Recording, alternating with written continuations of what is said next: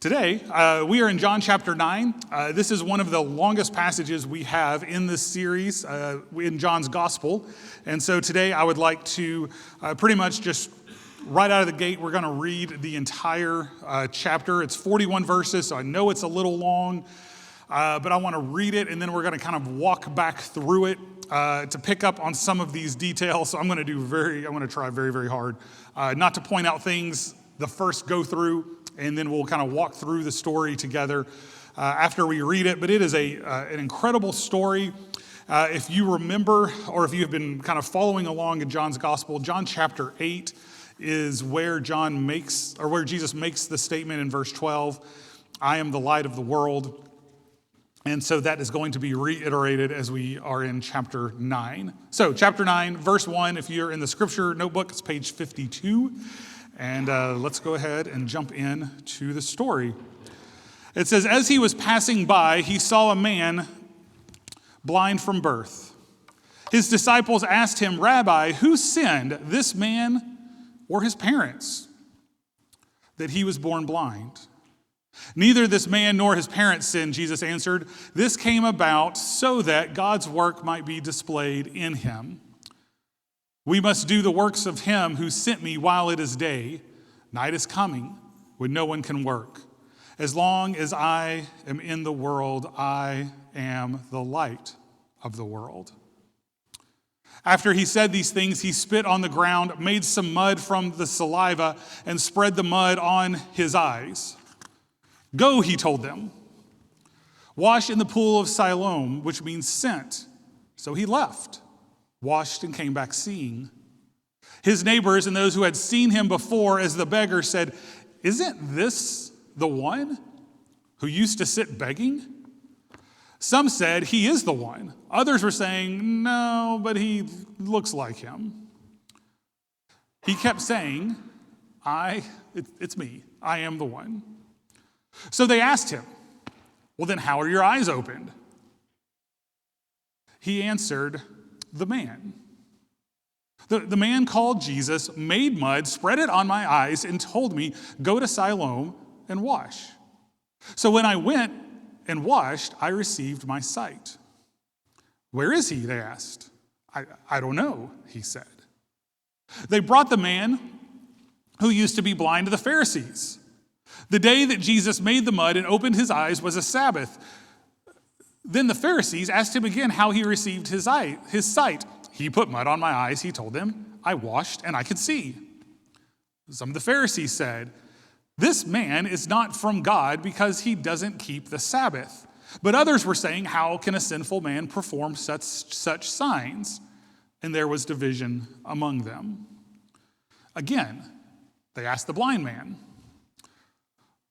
what do you say about him since he opened your eyes? He's a prophet, he said. The Jews did not believe this about him, that he was blind and received sight, until they summoned his parents, the parents of the one who received his sight. They asked them, is this your son, the one you say was born blind? How can he now see? We know this is our son and that he was born blind, his parents answered. But we don't know how now he sees. And we don't know who opened his eyes. Ask him. He's old enough. He's of age. He will speak for himself. His parents said these things because they were afraid of the Jews. And since the Jews had already agreed that anyone who confessed him as Messiah, he would be blamed or be banned from the synagogue. This is why his parents said, he's of age, ask him. So a second time, they summoned the man who had been blind, and told him, give glory to God. We know this man is a sinner. And he answered, whether or not he's a sinner, I don't know. One thing I do know, I was blind, and now I can see. Then they asked him, what did he do to you? How did he open your eyes? I've already told you, he said, and you didn't listen. Why do you want to hear it again? Why do you want to be, you don't want to become a disciple too, do you? They ridiculed him. You're that man's disciple, and we're Moses' disciples. We know that God has spoken to Moses, but this man, we don't know where he's from. This is an amazing thing, the man told him. You don't know where he's from, and yet he opened my eyes? We know that God doesn't listen to sinners, but if anyone is God-fearing and does his will, he listens to them. Throughout history, no one has ever heard of someone opening the eyes of a person born blind. If this man were not from God, he wouldn't be able to do anything. You were born entirely in sin, they replied, and you are trying to teach us.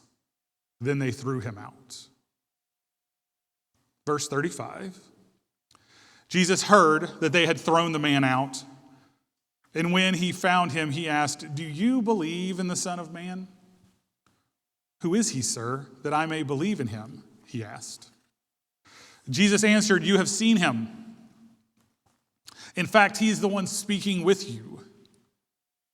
"I believe, Lord," he said, and he worshiped him. Jesus said, "I came into this world for judgment in order that those who do not see will see, and those who do see will become blind." Some of the Pharisees who were with him heard these things and asked him, "We aren't blind too, are we?" "If you were blind," Jesus told him, "you wouldn't have sin. But now you say, 'We see,' your sin remains." So I know this is a long story, and I want to walk through it with you, and I think kind of one of the best ways to do this is for us to kind of keep up with the characters. And so we're going to kind of walk through the characters and kind of walk through their different parts in this story. And so the story starts off with kind of three central characters. We have Jesus, and we have a man who was born blind, and then we have the disciples. It's a little odd if you kind of think through some of there's quite a few pieces of this story that are a little bit odd, but the disciples and Jesus see this man. They never acknowledge him. They never talk to him. They just talk about how he ended up there. And they're having this conversation kind of around this man, talking about this man's sin. And they're having this conversation as he just sits there, and I can assume that he's listening to what they're saying, talking about why he's there. And then Jesus kind of makes this odd statement. Look at verses 4 and 5. He makes this, they're talking about a blind man, they're talking about sin, and then Jesus says to him, "We must do the works of him who sent me while it is," what? Day. Night is coming when no one can work. As long as I am in the world, I am the light of the world. It seems like a little bit of a departure. We have our characters, and with these characters, and with this, what's going on here, we have these characters, and we have a man born blind, we have Jesus, we have the disciples, and then all of a sudden, we're talking about night and day. Night and day. And you kind of want to say to Jesus, like, Jesus, we're kind of off topic. We're talking about sin. We're talking about a man born blind. Why are we talking about night and day? I try really hard, and actually, I don't think I've told you. I had a conversation with Erica a while back where I said, if I talk about the Grand Canyon too much, please tell me. Because I try not to talk about it very much, but y'all all know I'm a Grand Canyon nerd. I admit it. And as a nerd, there's some things that I could talk about. Whenever somebody asks me about the Grand Canyon, my first response, what I want to say to them is, do you want like a 1 level of knowledge or a 10 level of knowledge? Because most of you only want like a 1 or 2, but I can go 10. Y'all don't want that. So today I'm going to try to keep it down to like a 1 or a 2. But this is a picture I took in 2023. I wasn't taking it as a picture for a sermon illustration. It was just a picture of the canyon. And for most of you, you just kind of look at it and you're like, oh yeah, there's the Grand Canyon. If you're a Grand Canyon nerd, then there's some things about this picture that you notice. One of those, which I won't go into it, but if you kind of go right smack dab in the middle of the picture, it kind of gets tight. That's called the box. That's one of my favorite parts of the whole canyon. The walls get really tight and it gets really hot in there, but it's really cool because, you're just in this tiny canyon, it feels like. That's called the box, but that's not what I want to talk about. Like I said, that's a level 10 talk. Let's come back. If you kind of go a little bit a little bit off center, you'll see a little line running up. Y'all see that? That's called Plateau Point. That's to get to the beginning of that trail is about 5 miles away from the top. That little trail that you see running there is about 1.5 miles long. Back in 2020, I went out there and saw the sunset from that point. It was amazing. One of the coolest things I've ever done. That's not what I want to talk about either. See, we could do this for a while. This is what I do want to talk about. Just below that, do you see that dark area? It's actually green. Everybody see that? That little area is an area called Havasupai Gardens. For years, it was called Indian Gardens. They've just renamed it in the past 3 or 4 years in honor of the tribe that lived there for a really, really long time, the Havasupai Indians. It's a little oasis in the Grand Canyon. You're still quite a bit ways down to the Colorado River from there. You're actually kind of high up at that point, but there's water that runs through there year-round. You can see the trees. It's absolutely gorgeous. Havasupai Gardens is 5 miles from the top of the Grand Canyon. 5 miles. That's a long way because it's pretty much 5 miles of just solid climbing. You've got about 200 yards of flat, and then you're just climbing what seems like the rest of your life. You're just climbing. But I tell you that to say, in 2021, when I went both ways in the Grand Canyon, my father-in-law told me, he said, John, when I got out of the canyon, it was dark, and he said, I knew you were getting close. And I said, how did you know I was getting close? And he said, I was watching there at Havasupai Gardens, and when you came out, the entire canyon lit up. Now, Havasupai Gardens is also a campsite, so when you go through there in the dark, you have to turn your headlamp onto red or turn it off so you don't wake people up. So I had all my lights off. I go through Havasupai Gardens, and I come out, and I have this light that I love. I brought it with me.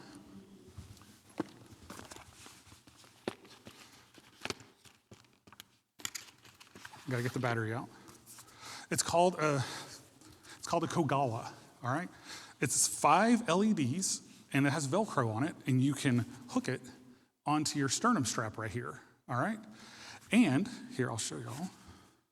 So then you can put the battery in your backpack. If it was dark in the canyon, I could do this easier. All right, here we go. Turn on the batteries. All right. You ready? All right. Now, some of you squinted. Good. Okay, so this is called a Kogala, and it lights, it just lights everything up. Everything in front of you, you can see with this light on. Y'all can't see me right now, can you?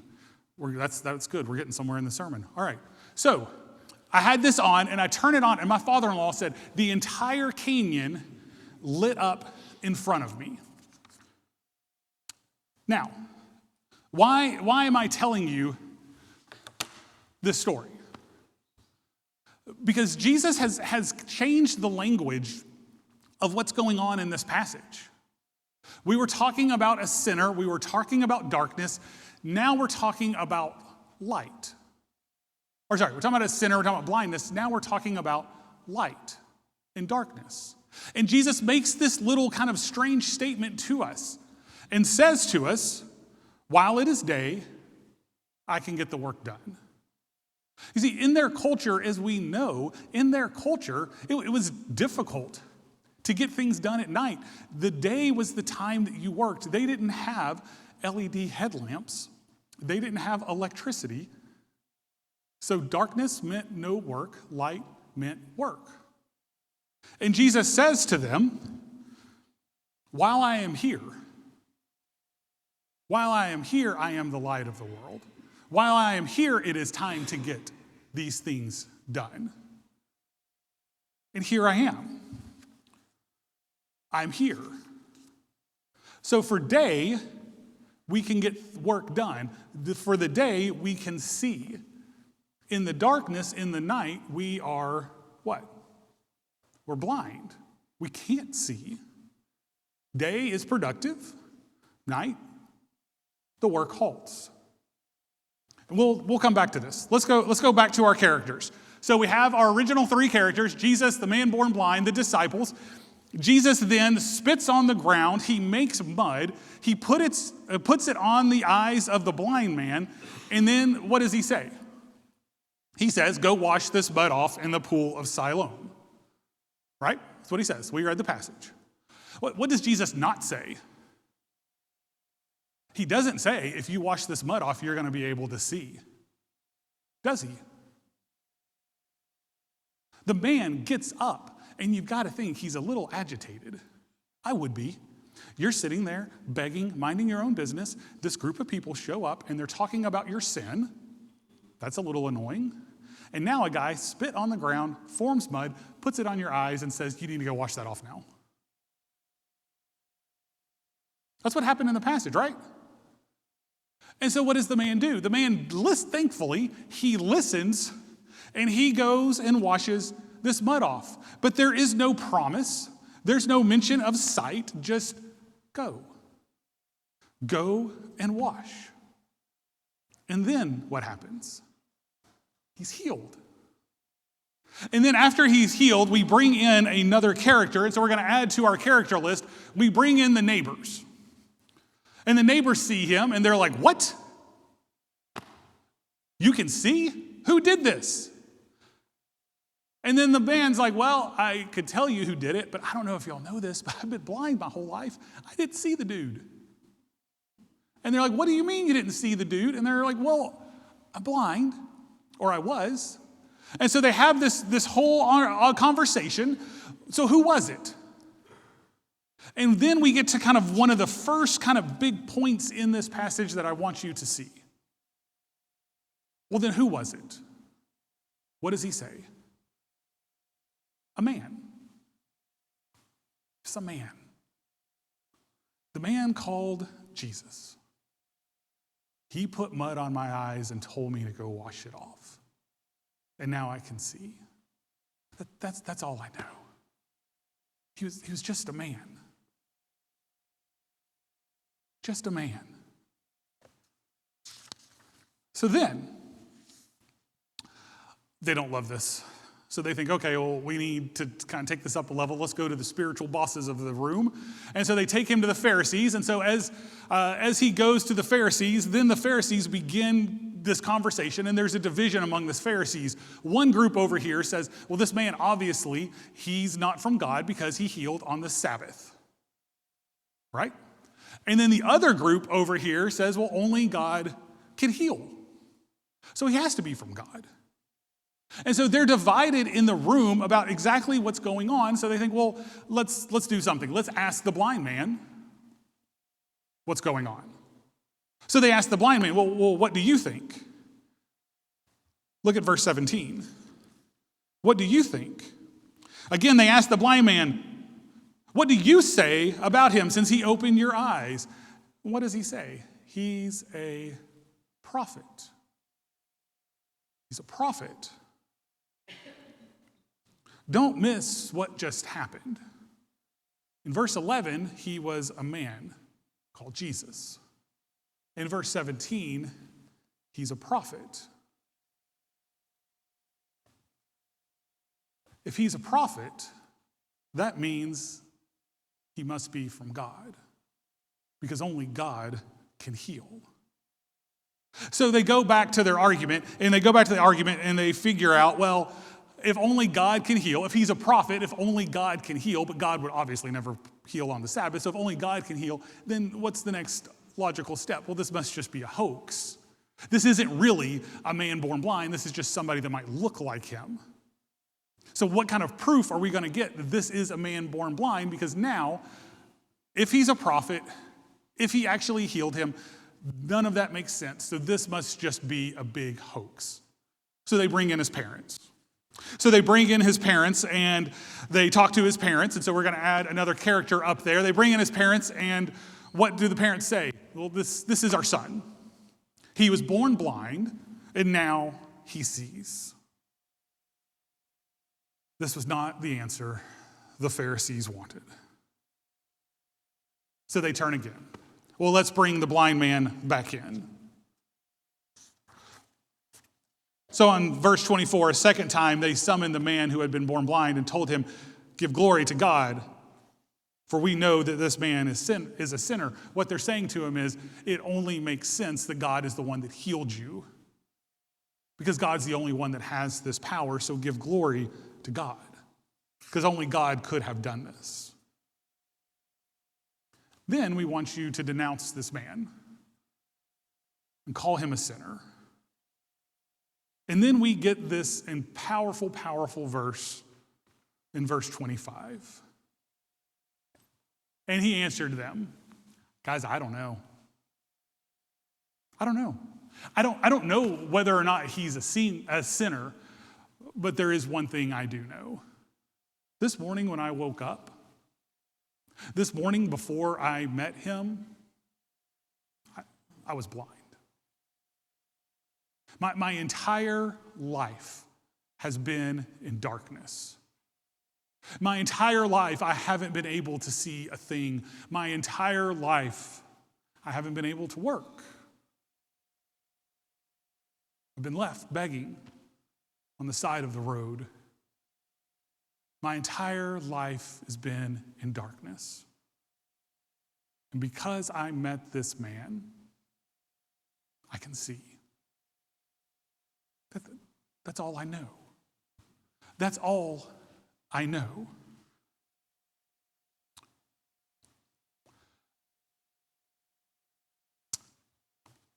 This light, it's a great light. It does what it's supposed to do. It lights up the entire trail. But there's also a problem with this light. The problem with this light is any time that I use it, I also have to have this, my headlamp. And I usually leave it on red, or I leave it on something low, just like this, so I can barely see. And I have to be incredibly attentive when I have this on. I have to take headphones out of my ears, and I have to pay attention to what's going on around me, because when you're crawling up the trail, literally crawling up the Grand Canyon, and you have this on, if you come around a corner and you meet somebody head on, they do what y'all are doing right now. Or they'll cover their eyes, or they'll say, "What is your problem, dude?" Because it's blinding. And so I have to pay attention, and I have to be quick on the draw, so that if I hear somebody coming, then I can click it off and just go to my normal headlamp, because it's too bright. Because staring into this is a problem.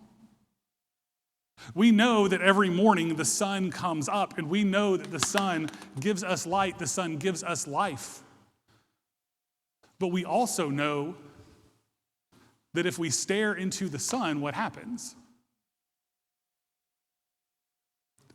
We go blind. Y'all not know that? We go blind. That staring directly into light can cause us to go blind. When the sun rises, we can see.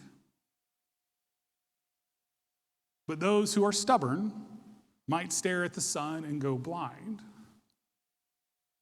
And Jesus makes a proclamation to us. "I am the light of the world. I am the light of the world. I am the one who causes you to see. I am the one who gives you sight. I am the one."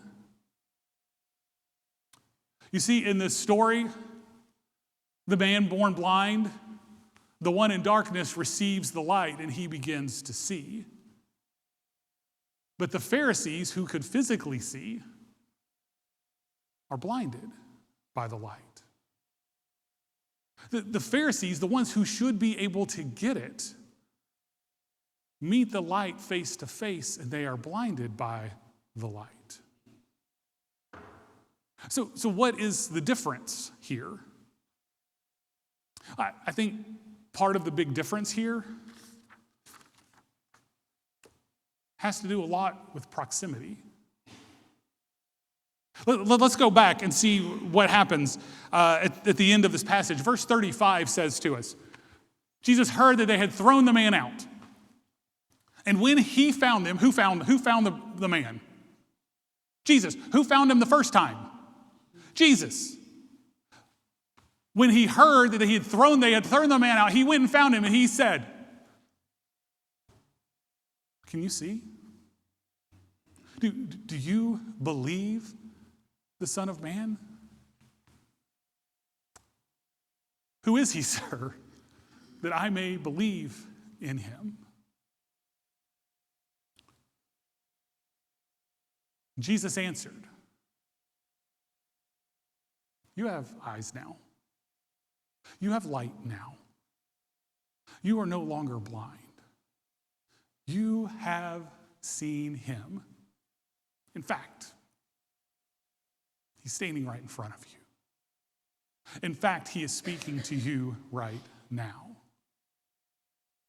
And then verse 38, I believe, Lord. And then what did he do? And he worshiped him. Don't miss the progression. Who did this to you? A man. A man called Jesus. Well, who is this man? Well, he's a prophet. And now he stands before you and he is Lord. The one who gave you sight, the one who brought light into your life, he is the one who stands before you. And he is worthy to be worshiped. And then verse 39, Jesus said, I came into this world for judgment in order that those who do not see will see, and those who do see will become blind.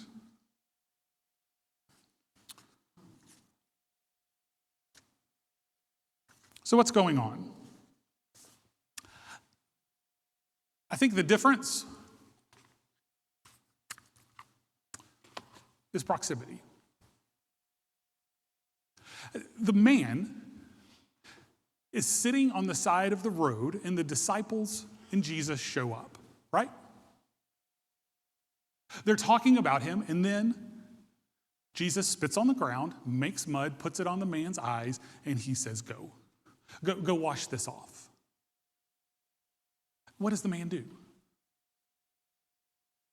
He does exactly what he was told. This is not a trick question, guys. He did exactly what he was told to do. He went. He went and he washed his eyes off. And what happened when his eyes were washed off? He could see. But he would have never gone to that pool to wash his eyes if he hadn't been told. I think the difference is proximity. I think the difference for us is proximity. When I wear this in the Grand Canyon, it is the greatest tool that I have. It's able to be seen from miles away. It lights up everything in front of me. It changes my perspective on every single thing that I see, every rock, every root, every step, every piece of rebar that used to have a piece of wood on it that has been worn out by the mules and is just put there to trip you up. All of those things. I see all of those things because I'm allowing the light to guide me. But if I get in front of the light and I look directly at the light, what happens? I'm blind. I'm back in darkness. The light is shining, the light is bright, the light is incredible, but if I'm in front of it, it's blinding. This is a story that is to remind us that we are the people of God, and as disciples, we are to be behind the light, allowing the light to give our path new meaning, allowing God's light to illuminate the things before us. To show us what a new world looks like, to show us what life looks like, to show us somebody that we used to say, oh yeah, I know Jesus. He's a good man. To I know him, he's a prophet. To I know him, he is the Lord of my life. Because he's enabled me to see. He's guided my life. He's given me direction. But I have to remember that he is the light, not me. I think part of the problem in the story is the Pharisees thought they were the light. But when they stared directly into the light, they were blind. And the humility of a man on the side of the road who just took an order and washed his face off got the light. My hope and my prayer for us is we understand our proximity. We are a people who follow after God. We are a people who allow the light to be before us. We are a people who allow God's light to shine in our lives. The last thing I want you to hear, to pull all this together, is that go to the very last slide. I think I have the light of the world. The light of the world has come. Everyone gets to respond. Either we allow that light to guide us, and we come into that light and we see, or we turn away and call our darkness light. My hope and my prayer is that we understand a God who is guiding, a God who is leading, a God who says, go and wash. This morning, as John comes back, we're going to end with a song. And my prayer is that we take a moment to remember that there is a God who is leading, a God who is guiding, a God who is the light, who wants to give us light. And today as we sing, I just invite you, if you want to come and find a place to pray, these altars are always open. If you would like to pray with a pastor, Pastor James will be right over here. If you would like to be anointed for healing this morning, spiritual, emotional, physical, whatever that might be, I'll be right down here, and I'd love the opportunity to pray with you. My question: are we letting the light guide us? What's our proximity to allow God to be the one who guides? Let us stand as we sing.